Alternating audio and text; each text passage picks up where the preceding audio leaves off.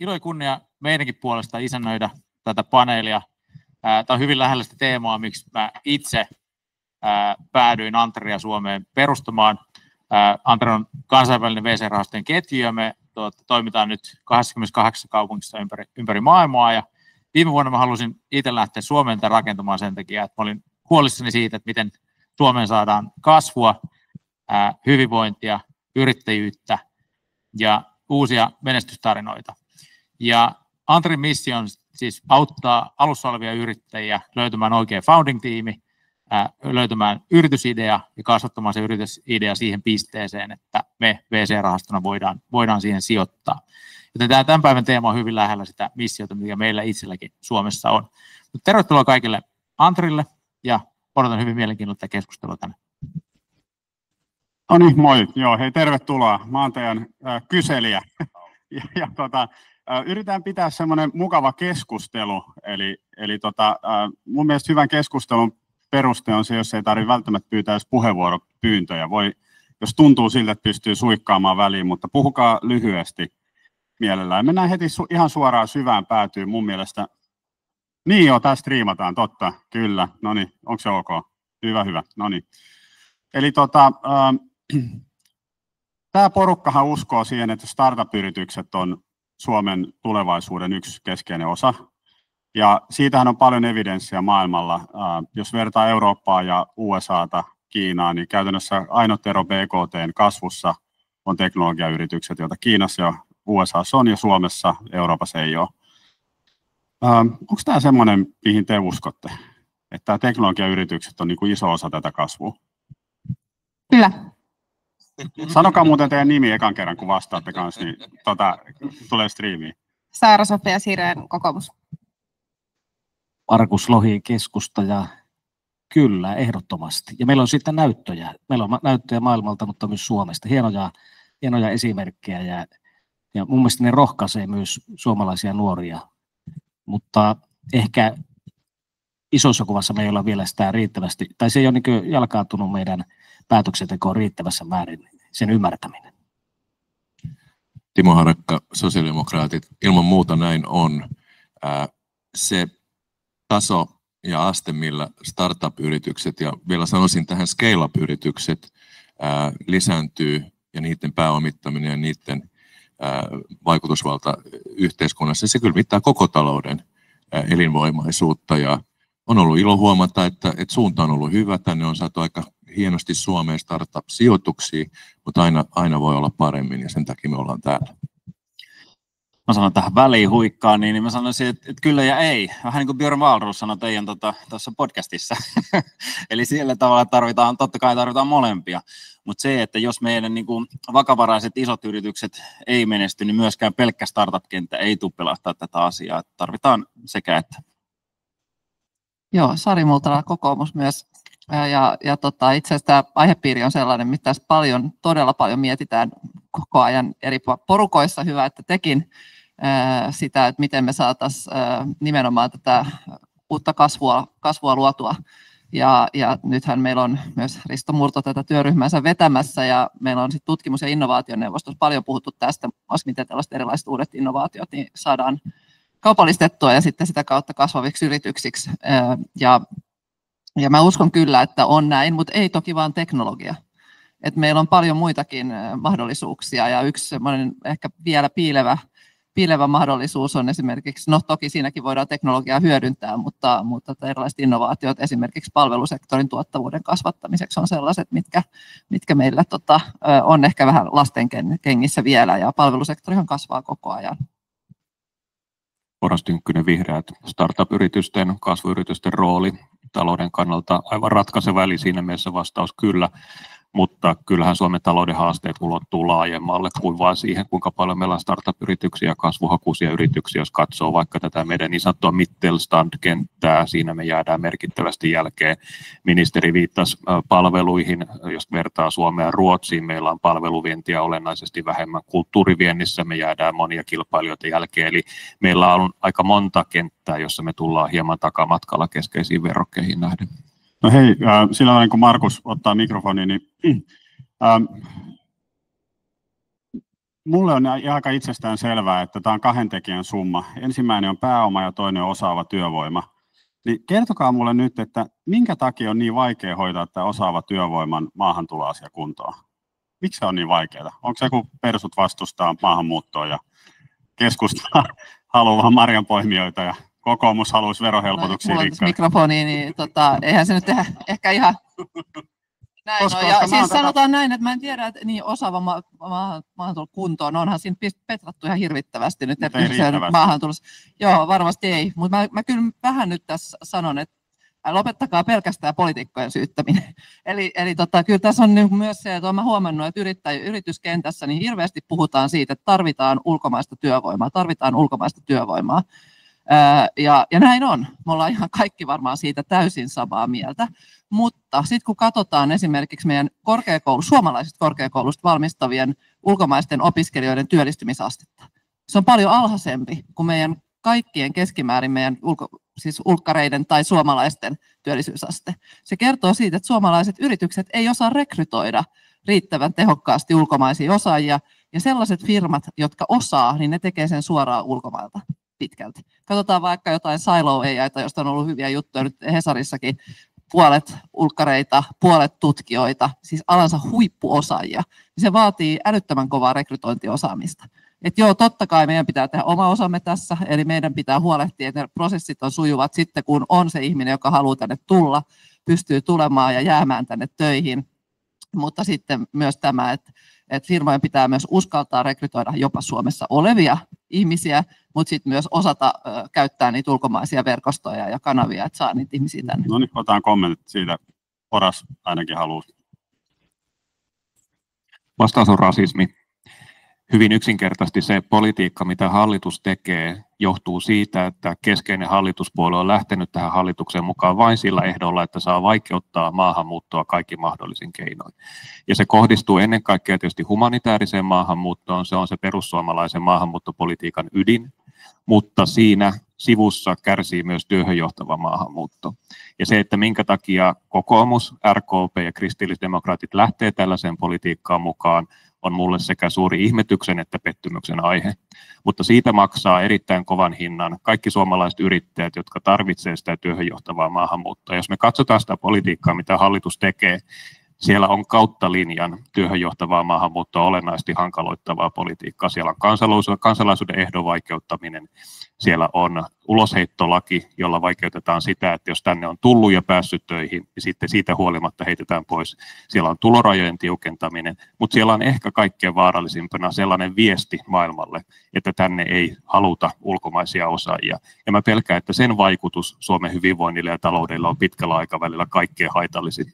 Haluatko Timo kommentoida? Joo, huoleen on toki syytä, mutta kun mä olin työministerinä juuri sillä hetkellä, kun me päätimme, että me tuplaamme työperäisen maahanmuuton, ja se toteutui aika lailla välittömästi sen jälkeen, ja on pysynyt sillä tasolla. Muistan jutelleeni Jyri Engeströmin kanssa siitä, että miten saataisiin tämä maahantuloajat lyhennettyä. Lupaus oli se, että se saadaan alle 2 viikkoon. No nyt erityisosaajat saa sen 9 päivää, ja se hyvä kehitys on jatkunut, koska ollaan itse sovellettu siihen maahantuloon nyt niitä kaikkia hyviä niin kuin tekoälyn ja automaation mahdollisuuksia, jotka on mahdollistanut sen, että meidän koko väestöennuste perustuu nyt siihen toiveeseen, että me ylläpidetään vähintään tämä kaksinkertaistunut maahanmuutto. Ja syytä on ollut kyllä huoleen siltä osin, että tämän vuoden luvut osoittaa, että meillä on vähentynyt nimenomaan erityisosaajien oleskeluluvat aika merkittävästi 1/4 viime vuodesta. Eli että se hyvä perintö uhkaa nyt ehkä Oraksen mainitsemista syistä nyt tästä tärveltyä. Meidän pitää todella tehdä nyt kaikkemme sen eteen, että viimeistään seuraava hallitus vielä panee paremmaksi siitä, mihin edellinen hallitus tämän tason jo nosti. Mä kommentoin tähän, että Markus sanoo, siis startup-yhteisön ekonomisti Jusu laski, että jos Suomi haluaa päästä tähän 4% TKI-tavoitteeseen, se tarkoittaa noin 5 000 – 60 000 uutta netto T&K-kehittäjää tähän maahan. Ja sen verran pakko haastaa, Sari, sua, että mä olen samaa mieltä, että firmojen, etenkin isot firmat ei rekrytoi englanninkielisiä osaajia, koska se on työkieli suomi. Tällä jengillä täällä kaikilla on työkieli englanti, se ei ole ongelma. Ja sen takia firmat kuten Silo AI ja Supercell ja tämän kaltaiset, kello on prosessit ja muut on äärimmäisen taitavia rekrytoimaan ulkomailta. Mutta jotta siihen 4% päästään, niin meidän pitäisi tehdä Suomesta semmoinen, niin kuin kaveri niin kuin, ulkomailla katsoa, että mitä työpaikkoja Suomessa on auki, kun siellä on niin hyvät verohelpotukset erityisasiantuntijoille ja muita. Tämä on niin kuin se tavallaan tilanne, mihin meidän pitäisi päästä. Markus, kommentoi. No joo, minusta sekä Sari että Oras ovat tavallaan oikeassa. Että kyllähän meidän tuottavuuden ja talouskasvun suurin este on inhimillinen pääoma, jos emme sitä saa ratkottua. Ja kyllä se vaatii myös asennemuutosta meidän yrityskentässä. En tarkoita startup-kentässä, vaan niin laajemmin. Minusta siellä on paljon vielä pesiytynyt semmoista vääränlaista asennetta ja myös ennakkoluuloa erilaisista kulttuurista tulevia ihmisiä kohtaan. Ja on selvää, että se tunnelma on muuttunut, kuten Oras sanoi, niin tällä vaalikaudella vähän huonompaan suuntaan, mutta en syytä tässä kollegoita, Saria tai ketään muutakaan tässä. Meidän pitäisi yhdessä tähän kiinnittää huomiota ja katsoa vähän kauemmas tulevaisuuteen, eikä sallia semmoista ajattelumaailmaa, joka on tuomassa niin kuin vääränlaisen mielikuvan Suomesta. Tai en tiedä, onko se vääränlainen, jos se onkin oikeanlainen. Mutta meidän pitää muuttaa tätä kulttuuria täällä niin, että me arvostamme erilaisia ihmisiä ja varmistamme tätä kautta sen inhimillisen pääoman. Olen tästä aika huolissaan, koska meillä on nuoria monia, joiden informaation lähde on vaan tuolla TikTokissa tai vastaavissa, ja heille saatetaan syöttää sellaista asennetta, joka ei ole meille hyväksi, eikä kasvata tätä Suomen hyvinvointia. Joo, Mika Poutala, kristillisdemokraatit, taisi tuossa innostuksessa jäädä kertomatta oma nimi. Mutta mä sanoisin, että nimenomaan tämä Timon pointti, että huippuasiantuntijat kyllä pääsee aika nopeasti tänne näin. Se ei ole se iso ongelma, että sitten nimenomaan ehkä kun tarvitaan isompaa massaa, niin siinä on varmasti niitä omia haasteita. Mutta uskaltaisin väittää myöskin niin kuin tämä Oraksen ehkä aika radikaali poliittinen lausunto, että se kansalaisuuden saaminen nyt haittaisi meidän työvoiman saamista, niin ei todellakaan, että ei tänne, jos miettii huippuosaajia, niin ei tänne kukaan tule sen takia, että mä haluan nyt Suomen kansalaiseksi, vaan kyllähän niin kuin siis huippuosaajat ja ääni tulee tänne nimenomaan sen takia, että jos näkee täällä hyviä mahdollisuuksia, ja aika harvalla on itse asiassa tarkoitus ehkä olla koko loppuelämää täällä, vaan huippuosaajat liikkuu tavallaan niin kuin maasta ja paikasta ja yrityksestä toiseen ja menee sinne, missä on hyviä mahdollisuuksia, eli tämä oli mun mielestä vähän jännä heitto. No, Oras saa nyt kommentoida Saara Sofian jälkeen, niin sitten mulla on seuraava kysymys. Joo, paneelissa ei ole nyt yhtään perussuomalaista ja mä en nyt ota sitä roolia, että mä puolustaisin perussuomalaisten maahanmuuttopolitiikkaa, mutta mä niin kuin totean siis sen, että hallituksellahan on hyvin selkeä tahtotila ja hyvin selkeät kirjaukset siitä, että työperäistä maahanmuuttoa halutaan vauhdittaa ja edistää. Ja sitä työtä on tehty ja siinä on myöskin jo onnistumisia saatu varsin lyhyessä ajassa, mutta totta kai siis paljon työtä tarvitaan lisää ja meillä on varsin hyvä yhteinen ymmärrys siitä, että me tarvitaan työperäistä maahanmuuttoa merkittävästi enemmän Suomeen. Ehkä ainoa sellainen keskustelu, minkä mä tunnistan, liittyen tähän niin kuin signaalivaikutukseen ja tähän, niin kuin, että hallitus hankaloittaa työperäistä maahanmuuttoa, on tämä alkuperäisesti 3 kuukauden sääntönä lähtenyt esitys. Se on nyt työelämä- ja tasa-arvovaliokunnassa, jonka puheenjohtaja olen, niin myöskin käsittelyssä. Ja startup-yhteisö on ollut alusta alkaen niin kuin todella aktiivinen nimenomaan tämän yhden lainsäädännön osalta. Se on parantunut todella paljon, se esitys, aivan merkittävästi. Ja siinä on erityisesti huomioitu nämä erityisosaajat, joita startupitkin Suomeen kaipaa. Eli se ei ole enää 3 kuukauden sääntö, vaan se on aika ison osan, mukaan lukien nämä erityisen osaamisen työntekijät 6 kuukautta. Ja siinä on huomioitu sellaisia erityisiä tilanteita, niin kuin vaikka kilpailukiellot, jotka on tuossa valmistelun aikana noussut esiin. Se ei ole yhtään niin huono laki enää, kuin mistä sitä arvostellaan edelleen. No, Oras eka. Hallituksen saavutukset on siis se, että tekee hirvittävän huonon esityksen ja sitten tekee siitä hieman vähemmän huonon esityksen ja juhlii sillä täällä. Mä kiinnitän huomiota tässä hallituksen argumentoinnissa vaan siihen, että hallituksen parannuksilla maahanmuuttopolitiikkaan, kuten sillä, että saadaan lupakäsittelyä nopeutettua, mitä kannatan, sillä on hallituksen edustajien mielestä ratkaisevan suuri merkitys Suomen veto- ja pitovoiman kannalta. Mutta hallituksen heikennyksillä maahanmuuttopolitiikka, niille ei ole mitään merkitystä Suomen veto- ja pitovoiman kannalta. Niin kuin tässä väitettiin, että kansalaisuuden saamisen ehdoilla ei ole vaikutusta siihen, että tuleeko tänne osaajia tai juurtuuko he tänne ja jääkö he tänne. Mä väitän, että se ongelma ei olekaan niinkään näissä yksittäisissä esityksissä, vaan siinä kokonaisuudessa, mikä tästä syntyy. Ja se kokonaisuus on sellainen, että se heikentää olennaisesti meidän vetovoimaa ja pitovoimaa tilanteessa, jossa kansainvälistä osaajista käydään erittäin kovaa kilpailua.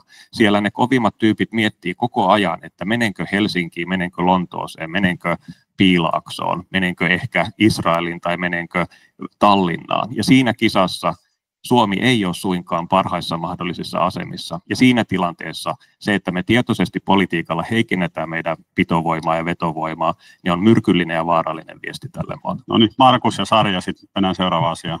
Poliitikot ovat myös arvojohtajia, ja kyllä mun täytyy sanoa, että mua kiusaa se, että meidän valtiovarainministeri joka toisessa puheessa julistaa, kuinka maahanmuutto on vahingollinen ilmiö Suomelle, ja kuinka meidän pitää sitä vastustaa. Se luo niin kuin huonon tunnetilan tänne, ja siitä on musta tässä kysymys. Ei niinkään niistä yksittäisistä teoista, ja tiedän, että varmasti teette parhaanne siinä mutta tämä kiusaa mua. Tämä ei vastaa minun arvoja.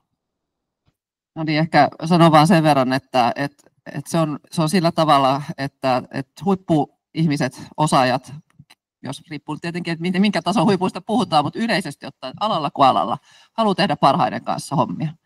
Oli se sitten kulttuuri tai oli se sitten tutkijat tai yritysten palkkaamat asiantuntijat, niin näin se menee. Ja se on varmaan menestystekijä myös siihen, että esimerkiksi just Supercell-Ojan kaltaiset firmat, ne on onnistunut siinä, että kun he saa sen riittävän osaajaporukan sinne, heillä on kilpailukykyiset työehdot ja hyviä rekrytoimaan, niin he saa ne tulemaan tänne, riippumatta oikeastaan siitä, että mitä me sitten poliittisesti edes tehdään. Se on niin kuin mun mielestä se pointti, mikä pitää ymmärtää tässä. Nyt otetaan esimerkkinä vaikka tämä, kun otit esiin tämän T&K-puolen, ja se on totta kai just näin, että se on todettu alusta asti jo. Parlamentaarinen työryhmä totesi, että osaajien saaminen on yksi meidän haaste siinä, että päästään siihen tavoitteeseen. No tällä hetkellä me ollaan itse asiassa aika hyvin menossa, 3,1% PKT:sta on meidän T&K-menot viimeisimpien lukujen mukaan. Ja kun katsoo esimerkiksi tätä tohtoripilottia, jota nyt näillä rahoituksilla toteutetaan, meillä oli 1000 paikkaa haussa yliopistoilla, ja siinähän on mukana siis paljon muitakin tahoja kuin yliopistot. 10 000 hakemusta, 70% ulkomailta. Siis se on todella haluttuja nämä tämän tyyppiset paikat, pääset tekemään tutkimusta, opiskelemaan huippukohteissa, ja sen takia ne alathan oli valittu nimenomaan niin, että siellä oli 800 paikkaa lippulaiva-aloille, jotka on siis nimenomaan sellaisiin hankkeisiin, projekteihin, tutkimusryhmiin, jossa on kaikki parhaat mukana. Ja tämä selvästi houkuttelee. Silloin kun pystytään tekemään tällaista, että parhaita houkutellaan, niin silloin saadaan ihan merkittävä määrä ja päästään valitsemaan ne parhaat päältä. Valituista, joita oli nyt tähän mennessä tämän syksyn aikana noin 760% muualta kuin Suomesta. Eli meillä on kyllä paljon vetovoimaa, huomaa sen siitä, että tänne halutaan tulla, ja silloin kun meillä on myös tämmöisiä houkuttelutekijöitä, niin me saadaan myös ulkkareita ja hyviä osaajia tänne tulemaan. Mun on ihan pakko sanoa tähän väliin, että tässä niin kuin 5 kantasuomalaista valkoista ihmistä keskustelee jälleen kerran ulkomaalaisten asioista.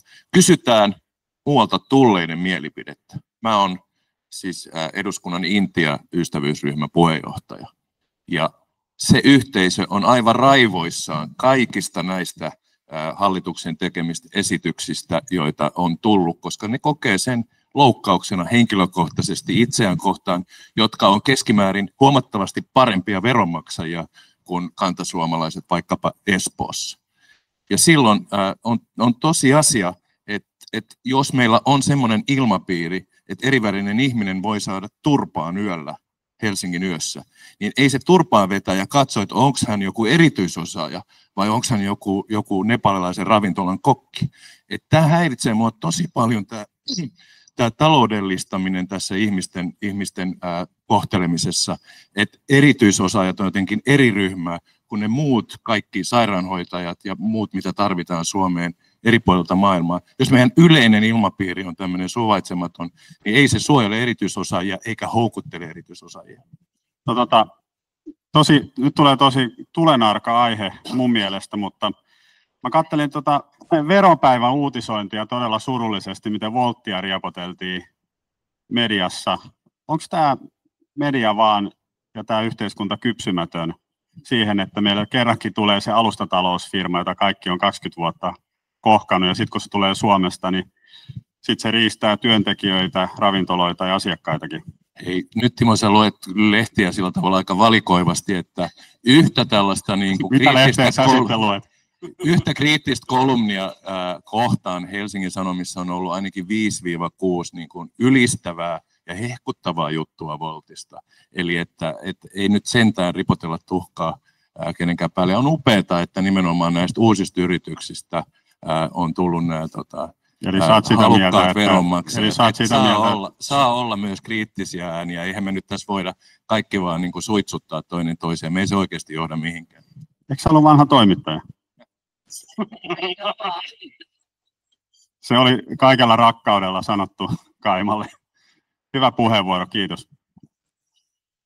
Näistä tulenvaroista aiheista, niin mä jotenkin palaan joka keskustelussa tähän teidänkin yhteenvedon viimeiseen kohtaan, eli tämä yhteiskunnan yhtenäisyys ja jakautuminen, mikä pitäisi saada pysäytettyä, ja se näkyy tässäkin keskustelussa, ja se näkyy meidän yhteiskunnassa, ja siitä ei kyllä hyödy yhtään ketään. Meidän pitäisi jotenkin paremmin pystyä ajattelemaan, että me ollaan niin kuin samassa veneessä, ja meidän pitää yhdessä ratkaista asioita, ja se on niin kuin tosi hyvä asia, jos joku onnistuu ja pystyy tekemään.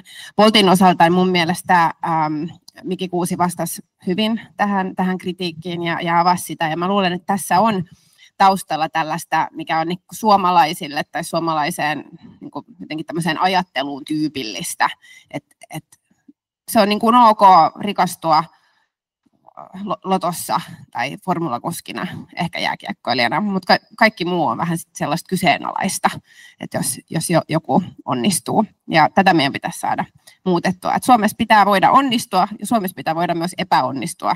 Ja meillä on näissä molemmissa ajatteluissa kyllä vähän parannettavaa. Sitä on vaikea korjata lainsäädännöllä, että on enemmän tällainen asenteellinen juttu.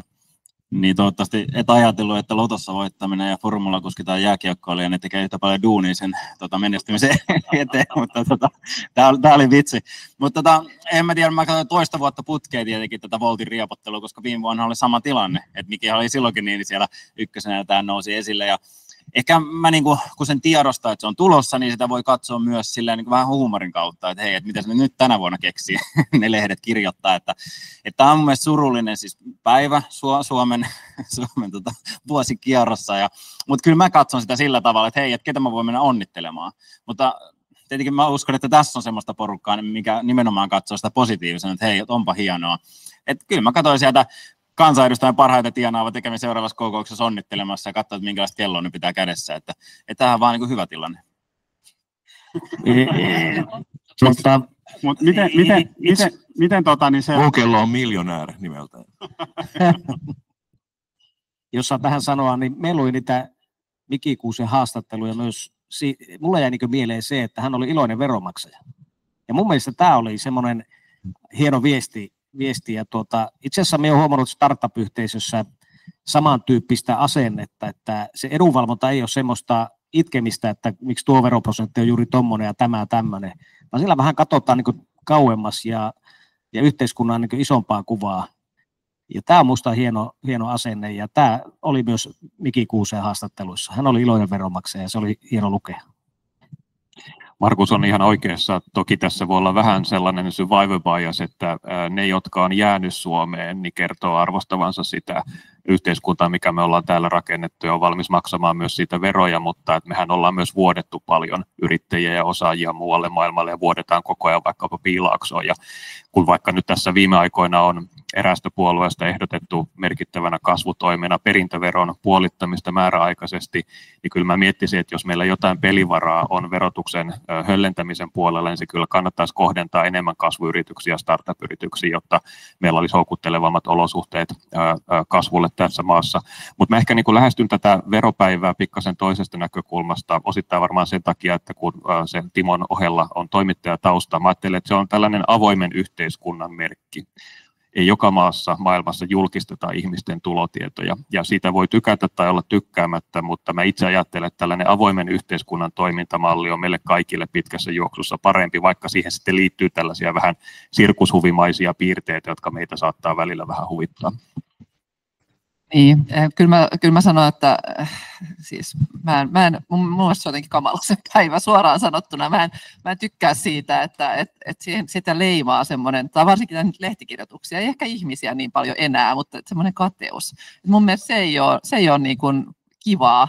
Mun pitäisi riemuita siitä, että meillä on menestyviä yrityksiä, yrittäjiä, jotka haluaa työllistää ihmisiä ja kasvaa ja jättää myös sitä vaurautta tänne ja maksaa niitä veroja, joilla me sitten pyöritetään meidän yhteiskuntaa.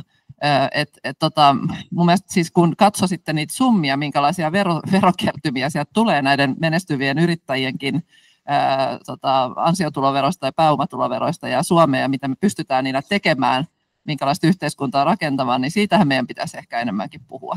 Koska totta kai kaikki poliitikot ajattelee riippumatta siitä, että mikä se verolinja on tai minkälaisia esityksiä ajatellaan tekevämme tai tehdään, niin että niillä veroilla pitää tehdä mahdollisimman hyvää yhteiskuntaa, rakentaa meille palveluita ja sekin on yksi houkuttelutekijä.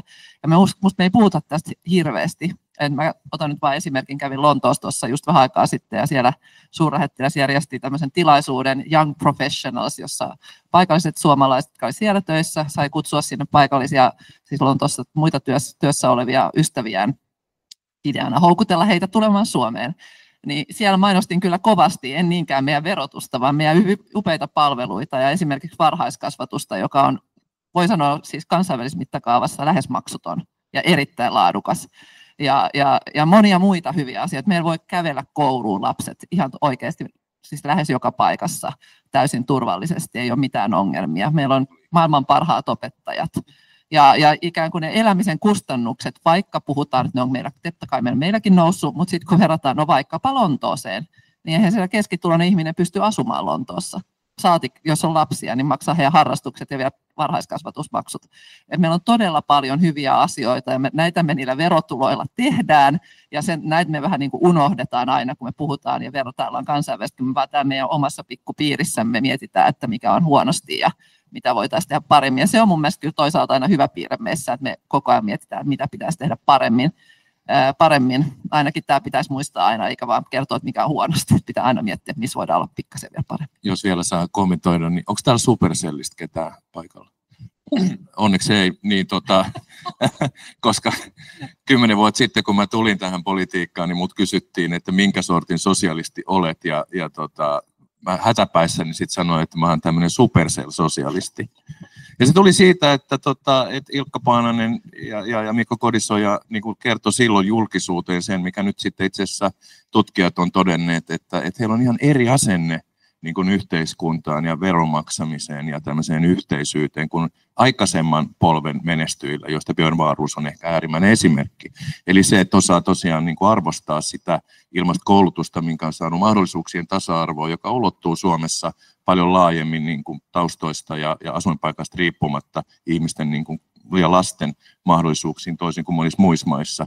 Ja tämä asenneero on semmoinen, jonka silloin olin aistivinani ja joka nyt on ihan totta, että mitä Mikki Kuusi sanoi ja mitä Ilkka Paananen on sanonut siitä, että miten voidaan niin kuin suomalaisen yhteiskunnan vahvuuksista niin kuin rakentaa myöskin menestyvää liiketoimintaa. Ja vielä kun ajattelee sitten niin, että musta on sitten erityisen hienoa, kun silloin ajateltiin vielä 10 vuotta sitten, että sitä aitoa oikeaa liiketoimintaa Suomessa on vain metsäteollisuus ja elektroniikkateollisuus ja sitten tällainen pelien tekeminen, saatikka sitten tämmöinen niin kuin palvelutoiminta, mitä Volt harjoittaa, niin ne ei ole niin kuin semmoista niin kuin muuta kuin harrastusta. Ne on niin upeat nähdä se, että ne on niin kuin osaltaan myöskin niin kuin varsinkin tulevaisuuden kivijalkoja. Joo. Mennään vähän seuraavaan asiaan, mutta minun on pakko sanoa tässä, että Mika Malirantahan oli näin niin kuin äkkiä laski, että startupit olisi voinut kontribuoida noin 0,5% Suomen BKT-kasvua edellisten vuosien aikana. Välillähän se BKT on kasvanut, välillä mennä ylös, mutta se on noin 0,5% niin kuin ylöspäin se vaikutus. Ja ihan verrokkina, niin Nokian vaikutus, Nokian ihan huippuvuosina oli 1,5% vuodessa, ja sitä oli tietysti monta vuotta peräkkäin. Että kyllä me ollaan niin kuin oikealla polulla tässä. Ja sitten minun on pakko kommentoida, että Sari, kiitos tuosta, että puolustat Suomen vahvuuksia, eikä vaan sirotella tuhkaa päälle. Et se turhautuminenhan tässä yhteisössä on niin kuin sen tyyppistä, että kun nämä meidän parhaat kasvuyritykset ja muut kiertää maailmalla, niin he kohtaa siellä niin kuin hyvin erilaisen valtion kuin mitä Suomessa on. Siellä tulee sellainen valtio, jolla on kahvit pöydässä ja kampaviinerit ja hyvät slaidipakat, ja ne kertoo, että jos perustat Torontoon R&D-centerin, niin me hoidetaan teille kaikki pöytää valmiiksi toimitiloista työntekijöiden asuntoihin, oleskelulupiin, tai puolisoihin, mutta puolisoiden työlupiin ja muuta. Joo, se on vähän kyseenalaista, siihen ei mennä. No niin, mutta tämä on se, niinku, se turhaama, että tämä, niinku, tämän porukan valitushan tulee siitä turhaamasta, että me voitaisiin tehdä vielä paremmin, ei siitä, niinku, mitä täällä Timo sanoi äsken, että halutaan niinku, sanoa, että kaikki on niinku, huonosti ja päin puuta ja muuta, vaan se tulee siitä turhaamasta, että ne voisi olla vielä paremmin. Hei, mites Suomessa on nyt alettu tehdä tällaista uutta teollisuuspolitiikkaa, eli Tesistä tulee tämmöinen jättitoimija nyt markkinoille, jos Tesin suorien sijoitusten määrä pitää paikkaansa tulevaisuudessa, niin se on enemmän kuin kaikki suomalaiset pääomasijoittajat yhteensä startup-sektorille. Mä en sano, onko se paha vai hyvä. Mun mielestä on hienoa, että tulee lisää rahaa siihen. Mutta mun ehkä se kysymys on se, että miten teidän mielestä me kyetään kilpailemaan tässä tällaisessa niin kuin investoinnissa, kaikki tietää, mitä Saksa investoi. Saksassa on WIN-rahasto, jota valtio on kätilöinyt, muistaakseni 12 miljardia startupeihin rahaa. Miten me niin kuin pärjätään tässä? Tesi oli 300 miljoonaa lisää. Joo, ehkä mulla on tämä mikki tässä, niin voin aloittaa. Joo, siis sen takia sitä nimenomaan tehtiin, että me pärjättäisiin vähän paremmin, kun me ollaan havaittu tämä, että tosi moni Euroopankin maa nyt on lähtenyt tällaiseen jopa suoraan valtiotukikilpailuun. Eli annetaan yrityksille erilaisia suoria tukia siinä, että he investoi vaikkapa nyt Saksaan, ja Ranska on vähän samalla tiellä. Ja tämmöiseen meillä ei valitettavasti ole varaa. Sitten meidän pitää pohtia, että miten me voidaan edesauttaa sitä myös valtiona, että saadaan pääomia kasvaville yrityksille. Ja se nyt oli, kun nyt lueskelin tätä teidänkin, niin kuitenkin tunnistettu yhdeksi niin kuin merkittäväksi pullonkaulaksi sille kasvulle. Ja mun mielestä on hyvä, jos valtio voi tehdä tässä osansa, mutta se ei varmastikaan riitä. Me tarvitaan muitakin toimijoita. Mä huomasin nyt myöskin, tuossa taisi olla Visiossa HSS juttu Maki VC:stä, Venture Capital kerää pääomaa, ja Tesi oli sielläkin yksi taustatekijä, mutta vain yksi siinä pääoman keräämisessä. Et eihän se tarkoita sitä, että välttämättä Tesi sit myöskään tekee itse suoraan, vaan voi myös tehdä tällaisten ammattimaisten pääomasijoitusrahastojen kautta, mikä on varmasti toivottavaa. Mutta kyllä mä niin kuin näen tämän positiivisena, ei me varmasti muuten sitä tietysti oltaisiin hallituksessa päätetty tehdä. Tietysti sitten pitää katsoa niin, että ei tehdä sinne mitään niin kuin turhia esteitä johonkin sijoitussääntöihin tai muihin, vaan että se raha hakeutuu sinne parhaiden ideoiden luo. En suoraan tyrmää sitä, mutta tunnistan siinä sellaisen riskin, että jos kasataan kovin niin yhteen organisaatioon, valtio-organisaatioon, iso pääoma, niin sitten ne yksittäiset sijoitukset minimissään tulee nousemaan isoiksi summiksi, koska niitä ei pystytä oikein hallinnoida muuten. Ei välttämättä, mutta tämä on se riski. Ja sanon sen senkin takia, että olen itse ollut aika pitkään ison eläkeorganisaation hallituksessa, ja meillähän on se ongelma verrattuna vaikka Ruotsiin, että meillä eläkeorganisaatiot aika vähän Suomeen pystyy kontribuoimaan tätä kasvua. Pääosa sijoituksista menee muualle, ja se johtuu siitä, että ne minimissään tahtovat olla 50 miljoonaa euroa ne sijoitukset, mielellään 100 miljoonaa. Ja siinä tarvittaisiin nyt välineitä sitten, että me pystyttäisiin vähän siellä alkuvaiheessa olevikin startuppeja rahoittamaan, tätä kautta kanavoimaan tavalla tai toisella. Tämä riski pitäisi mun mielestä tässä pyrkiä tunnistamaan ja taklaamaan. Jos me kasvatamme isoja niin pääomia yhteen kasaan, niin ettei käy niin, että sitten nämä alkuvaiheen yritykset, niin niillä onkin vaikeampi saada rahoitusta. Mutta tämä Tesi-homma on siis positiivinen. Kyllä, kun tuossa monesti puhutaan siitä, että suomalaiset ei osaa markkinoida mitään, niin minusta tämä on markkinoitu hienosti tämä Tesi, koska siis kyseessähän ei juurikaan ole mitään uutta rahaa, vaan ilmastorahasto ja muita on koottu tähän yhteen pottiin, eli ollaan saatu ikään kuin näyttämään se siltä, että meillä on valtava panostus. Se on sinänsä supertärkeää, koska mun varaan tätä ei nyt voi yksin jättää. Maki VC2-rahaston niin kuin sijoittaja, ja mulle ei nyt kerta kaikkiaan itsellä oikein rahkeet riitä paljon niin kuin enempää, mutta on ollut ilo seurata tätä koko pääomamarkkinan niin kuin, vaiheita, ja on ilo nähdä, että sitä yksityistäkin rahaa tulee.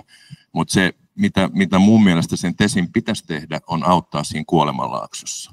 Et startupit saa niin kuin NATOa myöten niin kuin nykyään niin kuin sellaisia niin kuin aloitusrahoja, mutta sitten kun tiketin koko kasvaa sitten tuonne luokkaan 50 miljoonaa, 100 miljoonaa, niin ei ole tähän asti ollut oikein instrumentteja sitten auttaa siinä skaalaamisessa. Ja silloinhan meillä on niin kuin tyypillisesti käynyt sillä tavalla, että se yritys on ollut pakko myydä sinne Yhdysvaltoihin. Ja tämä on nyt ihan olennaisen tärkeää, että kun mä oon tuossa saanut kunnian olla mukana IQM tässä Quantum Councilissa, niin silloin juuri tämän skaalautuvan yrityksen ikään kuin erityistarpeet on tullut niin kuin erityisen niin kuin läheisiksi. Ja tämä on yksi ehkä meidän niin kuin kansantaloutena onnistumisen mittari, että jos me onnistutaan pitämään ja vihdoinkin kasvattamaan lisää näitä yksisarvisia Suomea. Se pitää paikkansa. Mä sanoisin, että mulle ei ole tästä suoraa dataa muuta kuin se, että USAssa on tietysti tulee eniten yksisarvisia. USA-laiset firmat kerää 1,5 kertaa niin paljon rahaa scale-upit kuin eurooppalaiset firmat. Se vaan johtuu siitä, että siellä on niitä paikallisia isoja venture capital-rahastoja, jotka pystyy laittamaan näitä lappuja. Et venture capital-rahoitus on vastoin, mitä ekonomistit ajattelee rahoitusmarkkinoissa. Se on hyvin epätehokas ja hyvin paikallinen. Ja niin kuin näitä rahastojahan tästä TESinkin strategiasta pyritään Suomeen kasvattaa. Oras ja sitten muut. Vilpitön yritys, jolle toivon menestystä. Aika näyttää, kuinka hyvin se toimii. Tietysti aina on se kysymys, että miten julkisesti operoiva taho, enemmän tai vähemmän julkisesti operoiva taho, kuinka tehokas se on allokoimaan pääomia. Ja jos on hyviä sijoituskohteita, niin niille kaikkien mukaan pitäisi löytyä rahoittajia muutenkin, tiedostaen toki, että mitä juuri sanoit tästä venture capital rahoituksen tehottomuudesta. Mä itse hakisin niitä kilpailutekijöitä enemmän tällaisista horisontaalisista kysymyksistä. Mä ajattelen vähän hallituksen tavoin, että yksi Suomen vahvuuksia voi olla se, että jos meillä on maailman sujuvimmat, jouhevimmat prosessit luvituksessa ja viranomaiskäsittelyssä, vaikka vihreän siirtymän teollisissa investoinnissa, jos me siinä onnistutaan, niin se on sellainen kilpailutekijä, jota kauhean monella maalla ei ole. Ja sitten vaikka tässä nyt puhutaan varmastikin ensisijaisesti Suomen toimista, niin kyllä mä ajattelen, että yksi meidän kiireisiä tehtäviä päättäjänä on huolehtia siitä, että me saadaan pääomamarkkinat toteutumaan EU-alueella, koska siinä me jäädään tosi reippaasti takamatkalle edelleen Yhdysvalloissa siitä lupauksesta huolimatta, mikä Euroopan integraatiossa on vuosikymmeniä ollut. Joo, tästä mä oon ihan samaa mieltä Oraksen kanssa ja tämä on varmaan niin kuin esimerkki just siitä, että yritetään ottaa mahdollisimman paljon irti siitä potentiaalista, mikä meillä on. Tämä on niin kuin helppo jakaa tämä turhautuminen, mikä startup-yhteisössä on, että kun me voitaisiin olla niin paljon parempia, me voitaisiin pärjätä paremmin, me ei saada sitä potentiaalia nyt tällä hetkellä irti, niin mitä askeleita me voidaan ottaa. Ja tämä on niin kuin hallituksen yksi tapa vastata siihen. Et meillä ei ole niin kuin mahdollisuutta lisätä rahoitusta niin kuin kauhean suurissa määrin. Meillä ei ole sellaisia rahoja, mutta miten me voidaan saada, siis sen takia Suomi ei voi niin kuin siihen valtion kilpailuun lähteä. Me ollaan pieni maa, pienet rahat käytössä, etenkin tällä hetkellä, niin se ei ole se keino. Mutta miten me saadaan niistä resursseista ja niistä välineistä, mitä meillä on käytössä, niin mahdollisimman paljon irti. Ja nyt yritetään miettiä, että miten sitten TESistä voitaisiin saada mahdollisimman paljon irti. Mä olen ymmärtänyt, että yksityiskohdat on vielä sen osalta vähän auki. Jos saan tähän vielä jatkaa, niin musta olennaista on se, että miten me onnistutaan Euroopan tasolla. Et on ihan totta, että valtion tukikilpailussa Suomella on huonot lähtökohdat, kun kaikesta valtion tuesta Saksa ja Ranska kahdestaan käyttää Euroopassa 4/5. Niin ei me pystytä siihen mätsäämään. Mutta silloin pitäisi erityisesti kiinnittää huomiota siihen, että Euroopan unionin rahoituksessa yhä suurempi osuus olisi TKI-painotteista. Ja silloin meidän pitäisi pystyä vaikuttamaan siihen Euroopan unionin ikään kuin kokonaisbudjetointiin ja kokonaisrahastointiin. Ne Mario Draghin raportissa olevat haasteet on valtavia, ja silloin meidän pitäisi pystyä hyötymään siitä, koska mitä enemmän Euroopan unionin budjetista menee näihin innovaatioihin, niin sitä enemmän Suomi on saamapuolella. Mä oon ihan varma, että kilpailtua rahoitusta me pystyttäisiin tänne saamaan. Ja toinen asia, jonka puolesta on sitten viimeiset ministeritoimeni tehnyt, eli käynyt lobbaamassa Brysselissä sellaista instrumenttia, joka EUlta puuttuu, joka olisi tämmöinen vientituki parhaille teknologioille kolmansiin maihin. Kun kilpaillaan Kiinan kanssa ja miksei myöskin Yhdysvaltojen kanssa kolmansien maiden markkinoilla, vaikkapa telemarkkinoista, niin Euroopan unioni on niin kuin ihan kädetön siinä, että sillä ei ole olemassa sellaista vastinetta sille, että kun kiinalainen tulee ja sanoo, että saat ensinnäkin halvemmalla tämän, Ja toiseksi tässä on nollakorkoinen rahoitus, pistä nimi paperiin. EU:n pitäisi pystyä tämmöinen vientituki-instrumentti laatimaan. Ja kaikki tällaiset aloitteet, joihin näköjään niin kuin suomalaiset poliitikot ja varsinkin hallitus suhtautuu hirveän pelokkaasti, on sellaisia, jotka voisivat nimenomaan auttaa suomalaista teollisuutta ja myöskin innovatiivisia yrityksiä. No niin, hei, sitten onko yleisössä halukkaita kysyjiä? Mä oon varma, että Milja haluaa ainakin kysyä. Haluatko Riikka tai Antti jompikumpi auttaa mikkien kanssa? Mikrofonilogistiikkaa. Milja Kalliosaari, IQM, tehdään kvanttitietokoneita.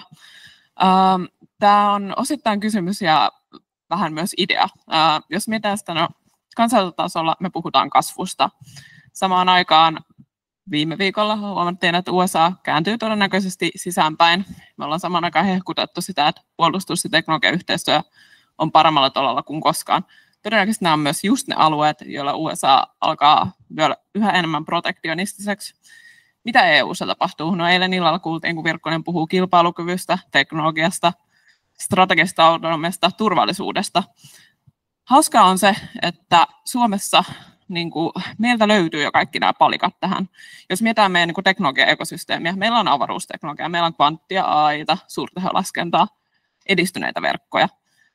Teknologian valinnat on jo tehty meistä riippumatta, mutta tavallaan mitä meidän pitäisi Suomessa tehdä on yhdistää nämä palikat, miettiä, että okei, miten tätä kautta luodaan sitä kokonaisvaltaista kasvua.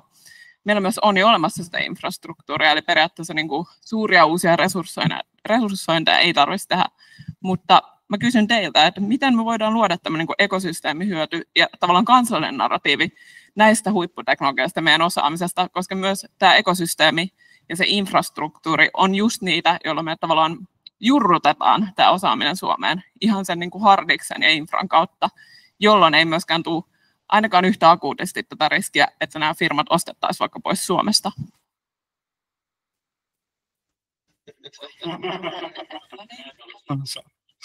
Joo, no niin, täältä kommentoitiin, että Milja voisi olla koko ajan äänessä. Ei haluaisi olla koko ajan. Niin, se olikin niin päin. Anteeksi, jos mä nyt taas ryöstän tämän puheenvuoron, mutta toi on just se, mitä mä oon tässä itse yrittänyt monta vuotta nyt ikään kuin edesauttaa. Eli että kun meillä on hyviä pisteitä, mä annan hallitukselle ihan pisteet siitä, että lumitietokoneeseen on satsattu Euroopan tehokkaimpaan supertietokoneeseen. Myöskin kvanttihybridinen supertietokone on saanut rahoitusta. Että nämä on hyviä pistemäisiä, välttämättömiä investointeja. Mutta se, että nämä pisteiden välille piirrettäisiin viiva ja semmoinen yhtenäinen pelikirja ja strategia siihen, että mikä on tämä Suomen ennen kaikkea tietoteknisen infran mahdollisuudet, kun tähän kaikkein tehokkaimpaan ikään kuin tietojen hallintaan, tietojen käsittelyyn yhdistetään kaikkein tehokkain tiedon siirto, jota Suomessa myöskin hallitaan esimerkiksi Oulussa 6G-teknologian avulla, niin tässä on niin mielettömän hieno mahdollisuus ja yhdistelmä, kun tämä tehtäisiin vain erittäin määrätietoisesti ja konseptoiden Suomi tämmöisen huippuinfran maana, joka myöskin lähettää satelliitteja maailmalle tuostakin. Eli tässä on valtavasti kehitettävää olemassa olevista rakenteista. Että ei tarvitse muuta kuin jotenkin tuoda nämä kaikki yhteen ja luoda se strategia. Joo, minusta Timo vastasi hyvin. Ja kyllähän tähän tarvitaan kansallisen tason johtamista, strategisen tason johtamista tietenkin hallituksen taholta. Mutta se, mikä tämä vähän sivusta, tämä kilpailukykyä ja ehkä Amerikan sisäänpäin kääntymistä, ja sehän on riski olemassa nyt tällä hetkellä. Mutta kyllä meillä Euroopassa on myös se riski, että me olemme vuosikymmenten aikana menettäneet kilpailukykyä itse myös omilla toimilla, ylisääntelyllä, tai se sääntely on ollut osittain tämmöistä mikromanageeraamista, eli on lähdetty ylätason sijaan sinne ihan ruohonjuuritasolle sääntelemään, eikä annettu markkinoiden valita niitä parhaita teknologioita ja ratkaisuja, että kun USA panee lahjakkaimmat ihmiset innovoimaan ja myymään niitä tuotteita, niin Eurooppa panee raportoimaan yhteiskuntavastuuasioista lahjakkaimmat ihmiset, jos vähän karrikoin. Että kyllä me ollaan menty vähän liikaa tähän suuntaan, että kun katsoo, ja sitä sääntelyä tulee koko ajan lisää, ja sitä on pyritty täällä Suomessakin, monen hallituksen on ollut tämmöisiä talkoita siitä, että sääntelyä vähennetään, mutta kas kummasta tulee koko ajan vaan lisää. Ja tämä on meillä iso ongelma, tämä Euroopan kilpailukyky. Ja sitten toinen on tämä työn määrä, että katsoo työtunteja, niin Suomen Pankkihan tästä, pankin pääjohtajahan nosti esiin, että Euroopassa laskee koko ajan nämä työtunnit. Ja sitten kun me verrataan Aasiaan ja Amerikkaan, niin ei se nyt ihme, että me ollaan menettämässä kilpailukykyä. Että joku tässä meillä on myös peiliin katsomisen paikka. No niin. Hei, nyt meillä alkaa aika loppua. Lyhyt kommentti ja sitten tulee yhteenveto. No, mä olisin oikeastaan vastannut vaan Miljalle, että tämä on ehkä just sellainen kysymys, missä kaikki paras viisaus ei asu meissä, vaan siksi me kerätään nyt niitä ideoita ja aihioita kasvutoimiksi tosi aktiivisesti. Siis hallituksella on tämä oma työryhmä, kokoomuksella on omansa, jossa on itsekin asian äärellä ollut jo useita viikkoja, ja kaikki hyvät ehdotukset on tosi tervetulleita. No niin, Jusu, tuutko tänne? Saa sanoa sillä välin, kun päätähtit saapuu näyttämään. Joo, ihan lyhyesti siis vaan, että mun mielestä tässä niin kuin se sana oli se narratiivi, että miten me pystytään kertomaan kaikesta siitä, mitä me jo nyt tehdään. Siis mähän tiedän sen, että esimerkiksi IQM ja kvanttitietokoneet on yhteydessä, ja sitä yhteyttä parannetaan ja vahvistetaan esimerkiksi klubin kanssa koko ajan.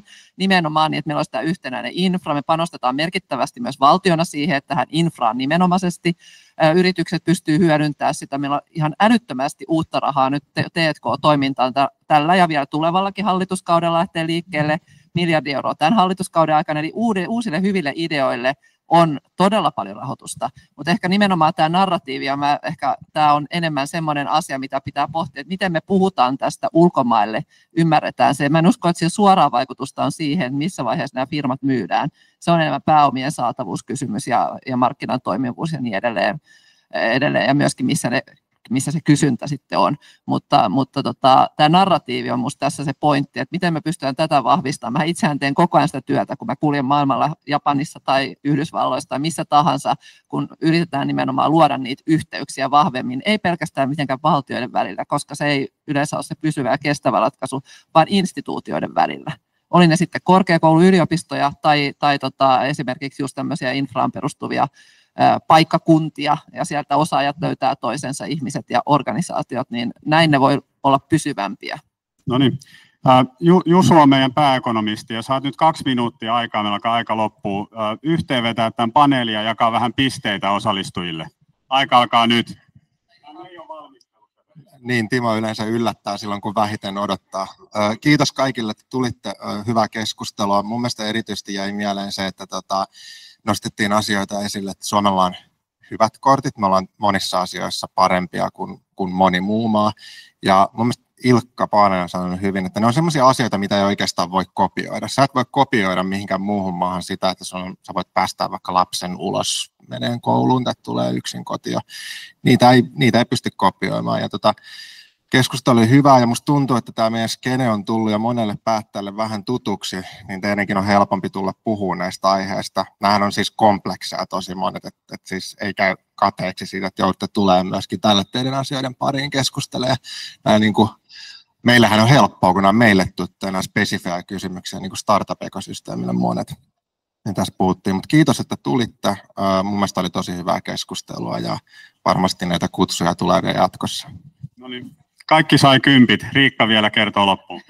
Joo, kiitoksia minunkin puolesta, ja tosiaan minusta tässä nousi tosi paljon hyviä keskeisiä asioita, ja jos tuohon visioon vielä mennään, minkä pohjalta tämä tilaisuus järjestettiin, niin oikeastaan siinä meidän ajatus nimenomaan oli luoda niitä semmoisia toivon näköaloja Suomeen, ja sitä positiivisuutta, niin kuin Saara-Sofia tuossa mainitsi, että kaikki ei ole sitä lainsäädännöstä kiinni, mutta myös asenteista, ja tällä hetkellä se keskustelukulttuuri on hyvin pessimististä, ja semmoista vaikuttaa myös sitten nuorten halukkuuteen yrittää ja katsoa tulevaan, ja sen takia ollaan tuohon koottu sitten niitä positiivisia asioita, ja miten hyvin Suomessa tosiaan asiat voi 2040 olla, jos myös ne poliittiset päätökset osuvat kohdalleen.